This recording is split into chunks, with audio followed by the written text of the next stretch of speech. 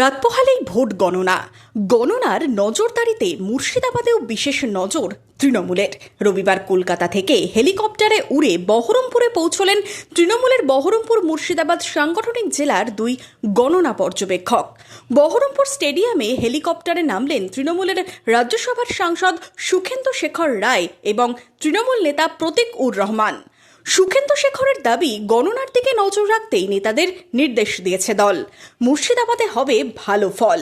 সাংসদ, বিধায়ক বা দলীয় পদে যারা রয়েছেন গুরুত্বপূর্ণ পদে, তাদের জেলায় জেলায় পাঠানো হয়েছে, যাতে কাউন্টিংয়ের ব্যাপারে আমাদের কর্মীদের মধ্যে একটা যে চাঞ্চল্য দেখা দিয়েছে, উৎসাহ দেখা দিয়েছে গণনাকে কেন্দ্র করে, সেটা যাতে ঠিকমতো চলে।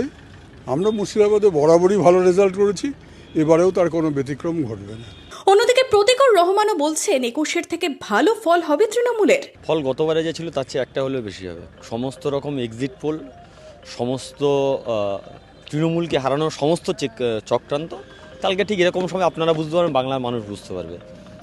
তৃণমূল হিউজ মেজরিটি নিয়ে সরকার করছে, চতুর্থবারের জন্য মুখ্যমন্ত্রী মমতা ব্যানার্জি হচ্ছে, এটা কনফার্ম। অন্যদিকে তৃণমূলের জঙ্গিপুর সাংগঠনিক জেলার গণনা পর্যবেক্ষক আসিফ ইকবাল বৈঠক সারলেন দলের নেতাদের নিয়ে। সোমবার গণনায় কি হয় সেদিকেই নজর সব পক্ষের। Bureau report, Madhyabanga news. Manmohini health care, স্বাস্থ্য সেবায় অটুট শ্রেষ্ঠত্বের শিরোপা।